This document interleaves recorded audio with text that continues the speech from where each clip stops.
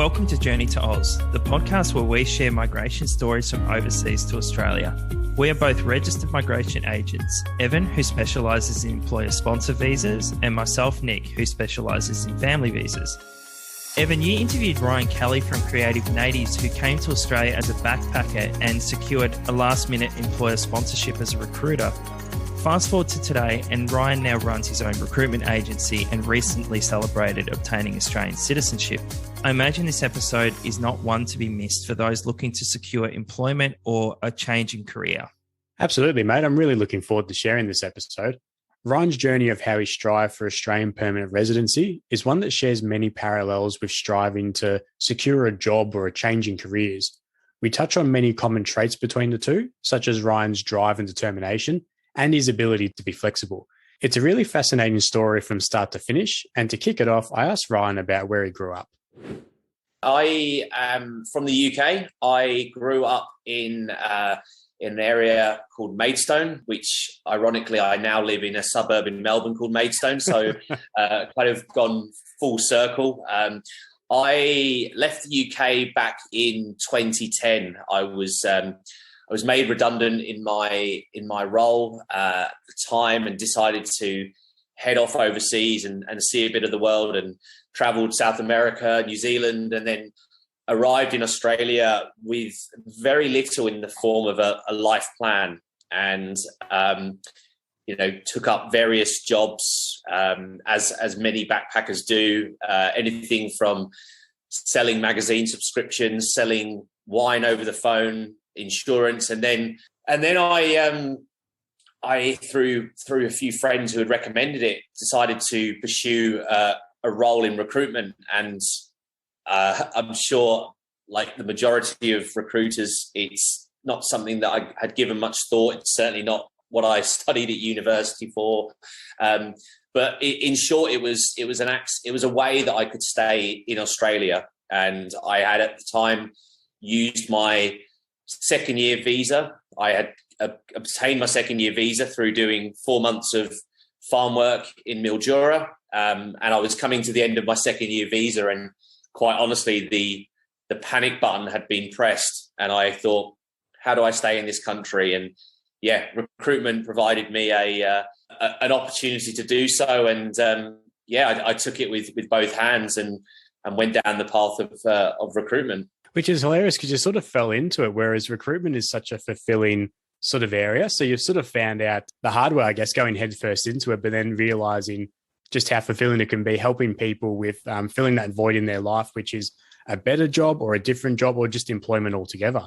But that security that it brings to someone's life and to their family as well. So, and you would have probably in hindsight, looking back, would have been quite young at the time, and now we're, realizing how many people you've helped over all the years and, just what's involved. Yeah. Yeah, look, I mean, it is definitely a rewarding profession. It allows you to meet interesting people. You obviously help shape their lives, so that's a really good part of the role. But as I say, when I originally got into it, I didn't really have a proper idea of what the role involved. But yeah, for the fact that it's let me stay in Australia, it's something which I have a lot of debt to, I guess, as a profession. Yeah, and you took it with both hands. And you mentioned before about your travel around the world. There was South America, there was New Zealand, there was Australia. What made it about Australia that said to yourself, look, I want to stay? Was it a certain moment? Was it expectations that you didn't realize you had till you were here? What was that moment for you? Yeah, look, I guess the original why I ended up in Australia was we bought a round the world ticket, and Australia was the last port of call. And I'd had a group of friends who essentially had done the same trip but were 6 months ahead. So when I arrived in Sydney back in 2010, they'd kind of trodden that path a bit, and they'd got their office job, and they kind of were a little bit ahead of us. So we kind of just naturally gravitated towards it. At the time when I arrived in Sydney, I was living in King's Cross, and King's Cross definitely wasn't what I had imagined Australia to be. And I'll be honest, I was probably a little bit underwhelmed when I first got to Australia. We'd been through some pretty beautiful countries. And, Yeah. in fact, I remember vividly, actually, when I got off the plane in Sydney, it was absolutely pouring hard rain. and I think my first experience of Sydney was going to an Irish pub for a steak. So it was just a bit of an odd transition. And I think only when I walked down Beach Road in Bondi and I saw the beach, I was like, actually, this is Australia. This and is the postcard Australia, yes. Yeah. And that was a moment where I was like, you know what, actually, I probably would like to stay here. And I think, like anywhere, the longer you stay somewhere, the more you get to know the place, and it became home pretty quickly. And then going to Mildura to do your farm work was a funny experience. I quite enjoyed the simple life, in the sense that you didn't have to worry about like adult stuff. You just basically picked some fruit, played table tennis, drank beer, and that was kind of the life for 4 months. And with like-minded individuals as well. Yeah, carefree 4 months that I wouldn't have changed for the world. Like, I mean, at the time it was pretty challenging, but it was a fun experience, and one that I do put down as a really positive experience. And then arriving in Melbourne, and it was just a very different version of Australia than Sydney, and I think it suited me really well, and then we just kind of went about setting up a life here, really. And yeah, it's been fun. Yeah, and that journey to permanent residency, so that would have started when you got to Melbourne. Talk us through from your working holiday visa. You've talked your first one, then your second one, renewed with that agricultural work. What was the pathway like then all the way through the permanent residency for you as your profession as a recruiter? Yeah, so I mean, I was up against it because I had to get into recruitment. So when I decided to get into recruitment, I literally had weeks left of my second working holiday visa. So in order for me to stay, it required the company at the time to sponsor me without me doing a day's work. And traditionally back then, it was you'd normally do 6 months in a job, and if it went well, they would begin the recruitment process. So actually getting my first job in recruitment was really tough, because there was a commitment from a company. There was, at the time, there was a lot of options for them. There was a lot of backpackers that were bending over backwards to stay in the country. So it did require actually a lot of interviews. I had a lot of rejections. It went for quite a while of, yeah, we liked him, but, not enough experience or whatnot. And the company at the time who did sponsor me, I think I had 7 rounds of interviews, and it was a real relief when they finally said, "Look, we'll take you on and sponsor you." And really, I mean, it's a pretty like life-changing moment, because I was on the cusp of going back on a plane to England, and then all of a sudden I had an opportunity to stay. And yeah, someone taking that chance on you. Yeah, and then I had to work out what the recruitment piece. I was like, well, we've got to work this out now. And then, so, I did that. I worked for that company for a couple of years. Then I moved to a new recruitment company where they took over my sponsorship. That was, again, a bit of a painful process, because at the time it was quite a period where I had to wait for that company to take over that. So I was probably out of work for 6 weeks in that. When you have limited money, 6 weeks out of work is a long time. Yeah. And sitting on your hands as well that whole time. Exactly. Yeah. Waiting to start a new job. And then, once I was eligible for permanent residency, submitted the application. And I think from submitting to approval would have been about 18 months, I think, before that PR came through. And I mean, again, talking about life-changing moments, that's again where it's an incredible feeling. And I definitely don't take for granted, having the opportunity to live in this country. I've had plenty of friends that, that we were in Australia together, and for various reasons weren't able to get permanent residency. And, it's incredibly disappointing, for them when they're in a position where they have so much to offer, but because of criteria or for various reasons, they couldn't stay. So, or that lack of a sponsor, like that was a turning point for you, because different story today if that person didn't take a punt on you. Exactly.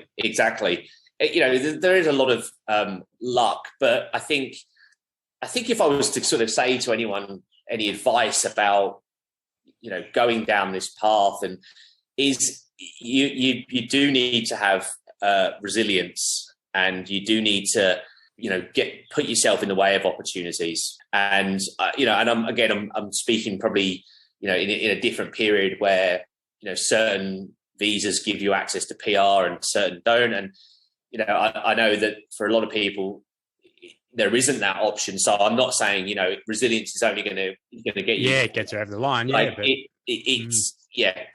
but if you are in a position where you do qualify for it, and that's the ultimate goal, I feel like there needs to be an element of flexibility in your approach, because it's not a straight path, I don't think.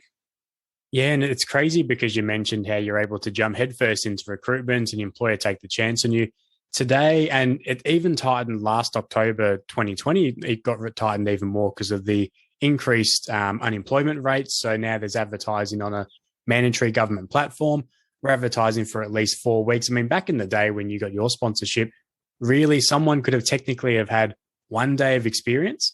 And that as long as the argument was really strong that, hey, Ryan is the best person for the job, advertise on a platform for 3 or 4 days. I mean, I used to advertise on Gumtree sometimes. Yeah. And gone are those days. And like you said, that opportunity may not be there for everyone these days. And there was your friends who didn't have that opportunity for permanent residency. But like you said, you be resilient when it's given to you and make the most of it when you can. And I guess that's probably a big parallel to what you do today, which is run your own business. Funnily enough, in recruitment, you really found your calling in life. Really that parallel between striving for permanent residency, that resilience. You probably see that a lot in business ownership as well. Can you talk us through your business, Creative Natives, and what you do for others? Yeah, look, I mean, we're a recruitment agency that specializes in the creative marketing and digital space.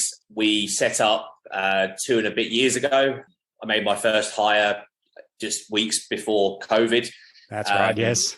And, in all honesty, the business kind of imploded overnight. And I mean, that definitely challenged me in a different way that I've ever experienced.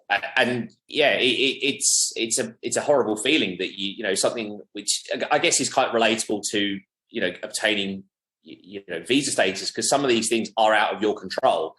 And I think that is something which gives people a great deal of anxiety and unrest when they have things that are completely out of their control.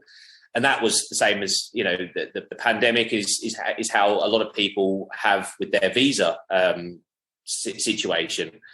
I think as a country, we absolutely should be encouraging and be accommodating to overseas skills, because as a recruiter at the moment, I have seen the biggest skills shortage and talent shortage that we've ever experienced. And it's not sustainable. There's a lot of companies at various different industries that are planning this huge growth in the next few years. But we all know that growth can only be achieved with having the right people in the company. Yeah. And firsthand, I can tell you that there isn't enough people across a lot of different disciplines. And it's a real shame, because I think it's an opportunity for Australia to become a real hotspot for probably not the right terminology these days, but it's a real it's an opportunity to grab and make Australia the home of technology, of innovation, because it's got all the qualities of a country that what I've fallen in love with and why people love visiting it. It just needs to have the system in place that allows people and allows professionals to come and make a living over here.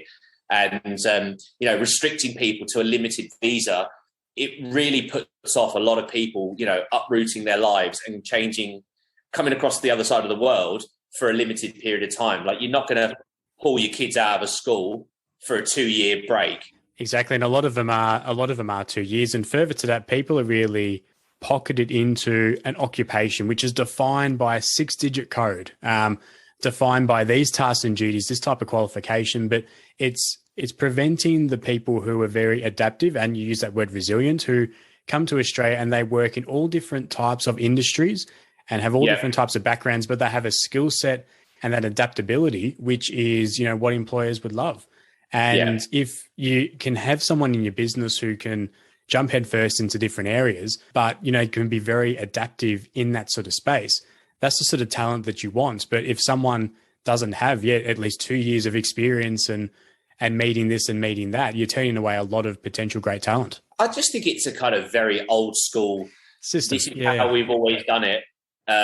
You're ticking a list of skills that have been around for years. It's not enabling individuals with skills, emerging skills, to get seen.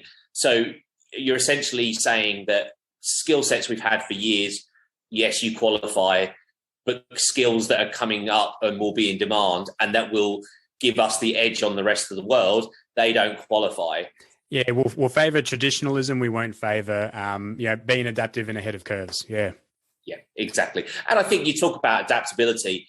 Anyone who comes to a country that that doesn't speak your language has incredible courage, and I think that's something which employers really overlook. It's so brave to come into a country where English isn't your first language, where you're starting from scratch. Talk about attitude and having the right skills. I mean, that is fundamentally the core of what makes up a good worker.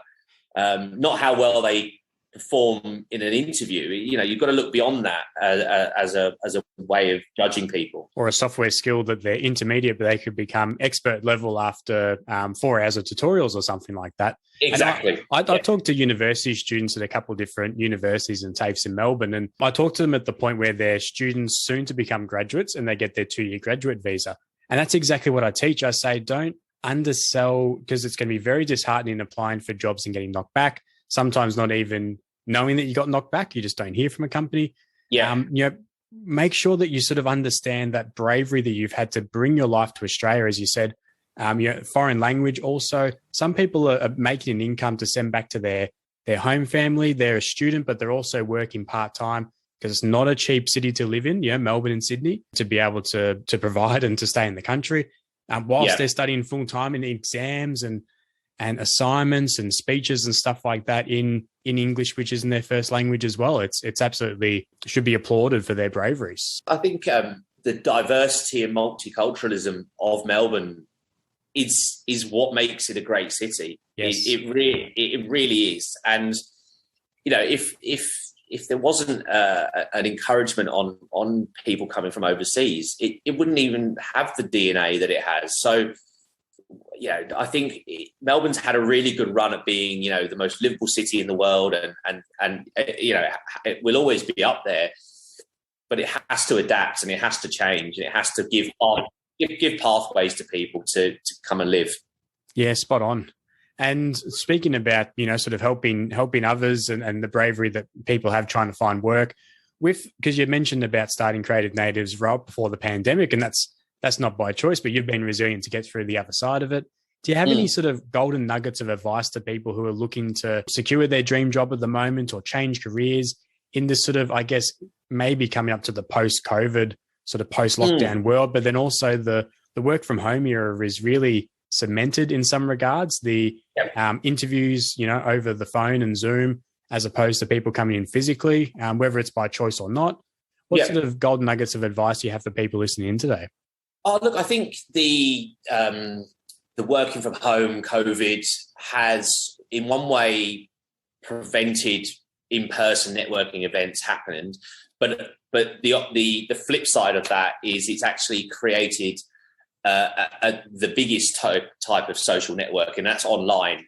And I think that online does remove barriers from, seniority. There's nothing stopping an entry-level person conversing with a CEO over social media, and that I guess is almost a real, byproduct of this situation. So in terms of advice, I would say that absolutely be proactive on social media. I would say create a personal brand, connect with the right people, and you've automatically got access to individuals that you wouldn't have had years ago.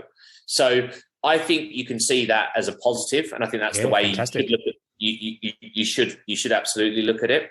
I think that in terms of trying to build a new career, I would say that leave any ego at the door and try and get in with a great company and not be so focused on the title that you're going for. Because, if you don't have the skills on paper, then it's going to be quite a difficult challenge to get that role that you want. But if you're willing to play a longer game, then look at the entry-level positions, because if you've got the right attitude and you are personable and you work hard, that will get noticed in good organizations.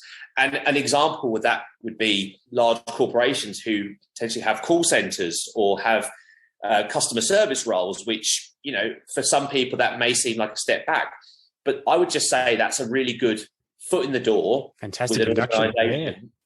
And see where it goes. I mean, you can do that, or you can continually apply for jobs that you're not relevant for and get knocked back. So it's I guess your mindset of willing to go in at a lower level, but with the idea that it's going to benefit you in the long term. Exactly. And something like on the front line, we'll call it, so customer service, a call center, you are having to understand the product, the service at its core level. And that is absolutely beneficial for those other aspects of the business. And those larger businesses, government departments, local councils, they look to keep you in there forever. So starting in customer service is a great way to be able to understand what's happening and then move around and go through from there. But like I say, you can take an opportunity with two hands, or you can keep your ego on your back and weighing you down and keep butting heads, particularly when you're looking at Christmas closure period coming up, all that sort of stuff. Time can go very, very quickly. And I think I would say that, the experience you can gain in a call center, it sets you up, it gives you real experience of handling customers. And in a world of tech and everything like that, you still need people with empathy, with soft skills that can make people feel good. And that's the stuff that you learn from a call center or in a customer service role.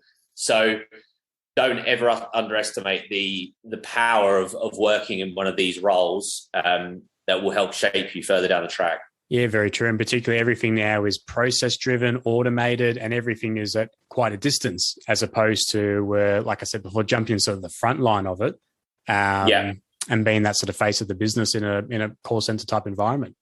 We sort of spoke about your journey to Australia, why you fell in love with it, your PR journey.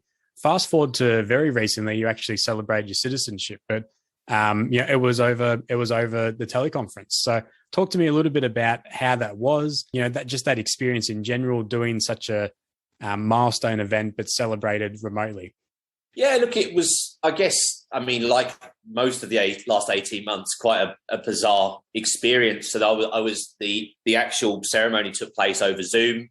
I was on a call with, I think 25 other, soon to be Aussie citizens. And there was the Lord Mayor. And, it's not an easy task, being engaging over Zoom, but he did a great job, and he gave us, a really nice speech around what it means to be Australian. And it was a really nice experience. And, we all had to take our vows and declare, our commitment to the country. I got dressed up and wore a hat, and my partner had got me all the Aussie classics, the Lamingtons.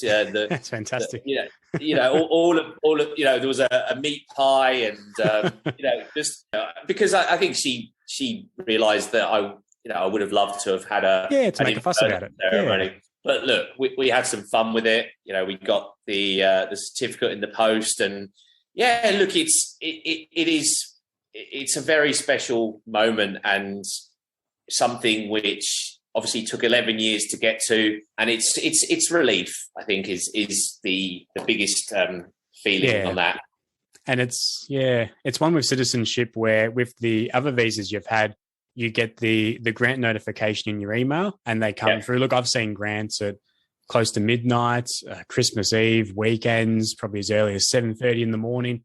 And it's like, oh, great. And there's this instant feeling, but that's it. It's a piece of paper with a TR grant or a permanent residency grant. But your citizenship is one where you have to attend that ceremony, do the vows until you're formally a citizen from there, and can be quite a process between, congratulations has come through to actually sit in that ceremony. So it's good that, look, modern technology, you could still do that process rather be remote. And it's good that you, or more so your partner, made a bit of fun with it. The Lamington, the meat pie on the table. No, it was great. And it's a big milestone. And one that I think anyone who goes down the process should take some time to take it all in and actually appreciate what it stands for, what it means, the freedoms that it provides you, the opportunities. I think easily one of the best countries in the world to live from a standard of living perspective. I know we've had a challenging 18 months, but look, it's still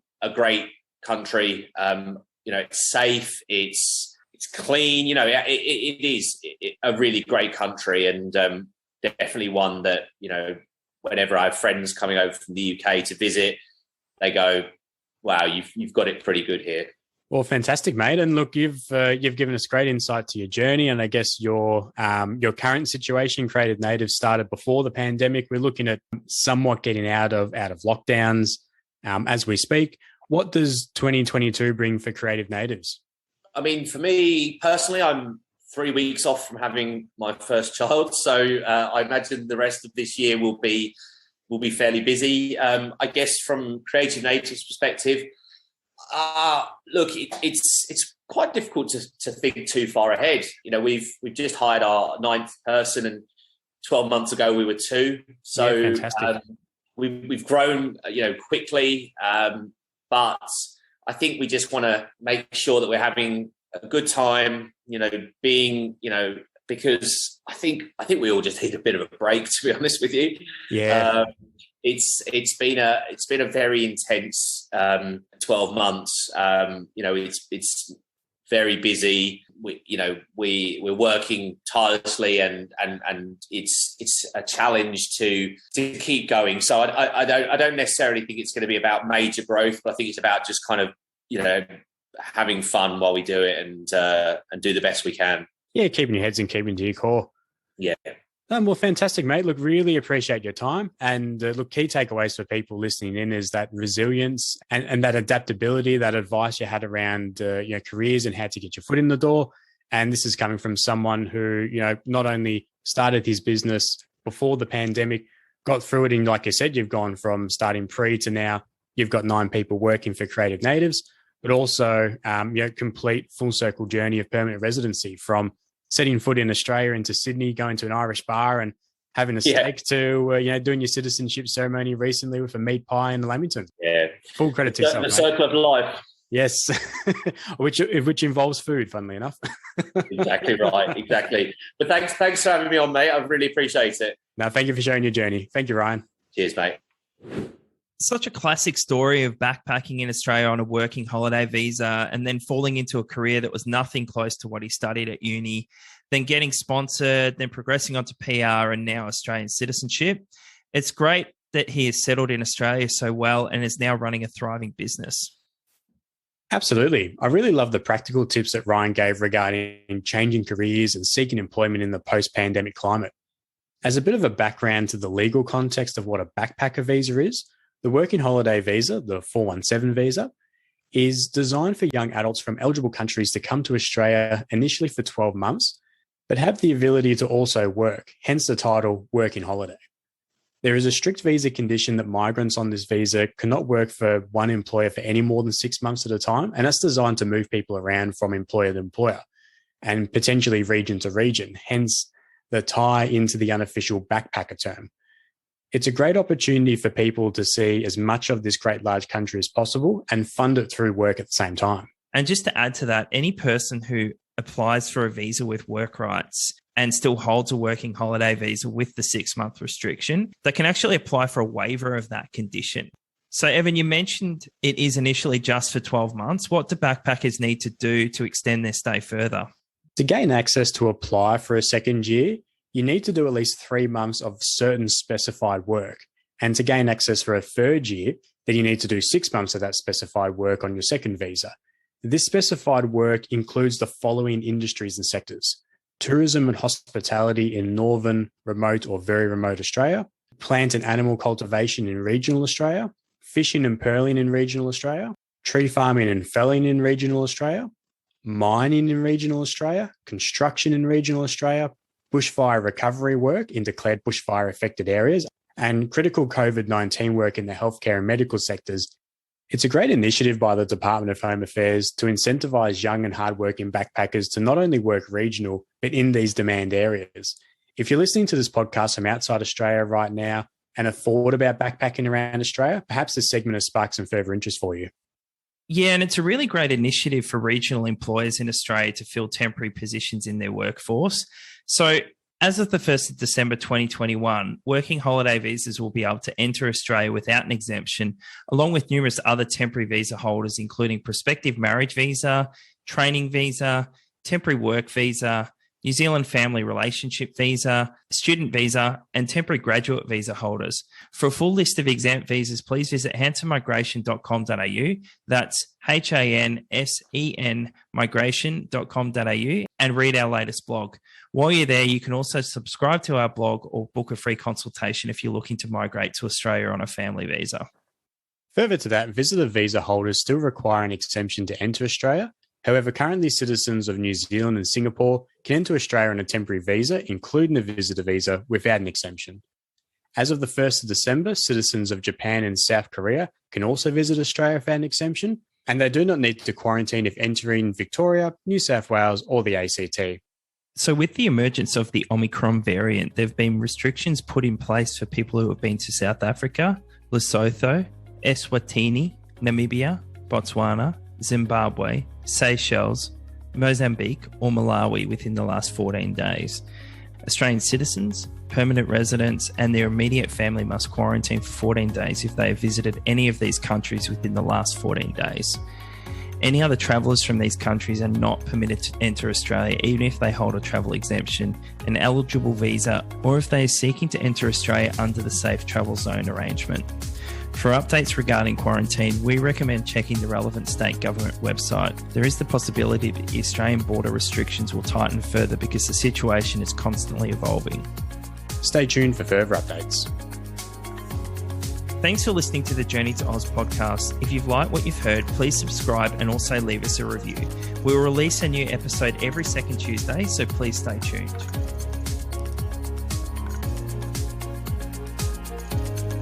The Journey to Oz podcast is produced by Nick Hansen from Hansen Migration Agent Registration number 1679147, and Evan Bishop from Worldly Migration Agent Registration number 1679414. Any information discussed in this podcast is made available for entertainment purposes only and is not intended as a substitute for professional advice. We do not make any guarantee or accept any responsibility for the accuracy and completeness of any of the information discussed. You should obtain advice from a registered migration agent or an immigration lawyer before acting on any of the content discussed in this podcast. You can find a list of registered migration agents by visiting mara.gov.au.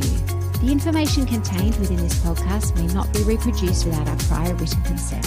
In the spirit of reconciliation, we acknowledge the traditional custodians of land throughout Australia and pay respects to their elders. We extend that respect to all Aboriginal or Torres Strait Islanders today.